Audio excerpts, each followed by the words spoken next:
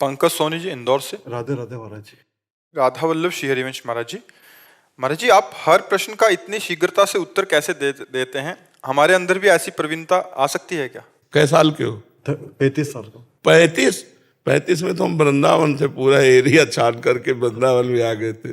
13 वर्ष से बाबा जी हैं, तो शास्त्र और सब संत महात्माओं सबसे मिले जुले सब ऐसे ना, और भगवान में है तो यहाँ भगवान बैठे रहते हैं, कोई फटाफट उत्तर दे देते हैं। हमको पता थोड़ी है क्या प्रश्न करेंगे, और हम कोई विद्वान थोड़ी है कि मतलब शास्त्री और आचार्य किए हुए हो, कुछ ने कच्चा न पढ़े, तो ये कोई पढ़ाई लिखाई का उत्तर नहीं है, वो भगवान में उत्तर दे देते हैं, वही समझ में आ जाता है।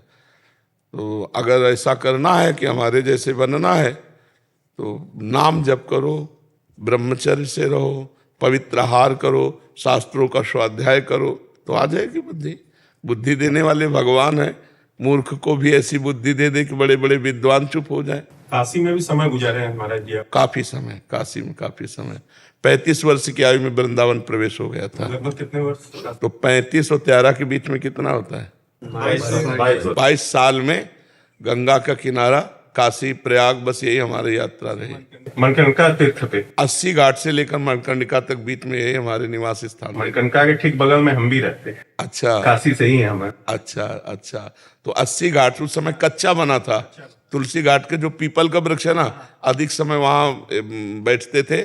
और फिर इधर खंडहर है, हाँ। जो पीछे की तरफ खंडहर है ना, तुलसी घाट के। हाँ, तुलसी घाट के आगे चलो तो वही मणिकर्णिका घाट से लेकर के यहाँ तक, जहाँ तक विश्वनाथ जी का रास्ता है ना, हम दर्शन करके वहीं घाटों में रहते थे। शाम टाइम भिक्षा के लिए 80 घाट में बैठते थे, भिखारियों की लाइन में। तो जो कोई सतुआ या कुछ बर्फी ऐसे दे देता, ले लेते। मतलब भिखारियों के बीच में तो कोई आधा किलो थोड़ी मिलता था।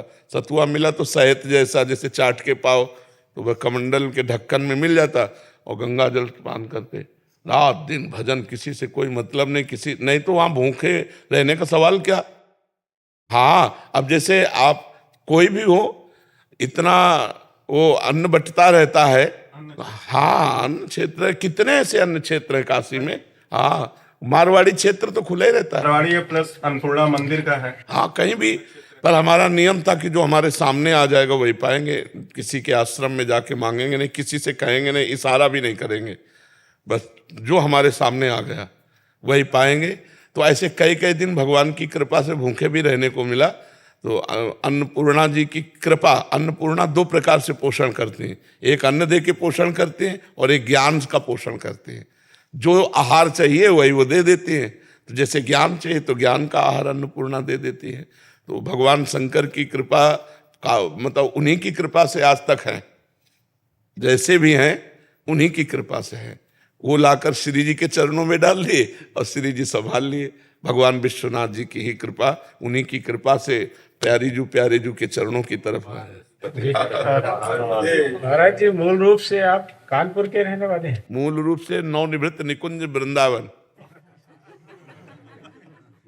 वो तो धोखा है यार, अगर हमारा मूल अब भी कानपुर बना हुआ था तो हम धोखे में। महाराज जी, मूल कानपुर है तो लखीमपुर में है, लेकिन नहीं, हम कानपुर के नहीं हैं। कानपुर का अनिरुद्ध कुमार पांडे था। जी, है ना। प्रेमानंद गोविंद शरण वृंदावन का है। तो अब आप जिससे बात कर रहे हो अनिरुद्ध कुमार नहीं है, प्रेमानंद गोविंद शरण है। समझ गए बच्चा?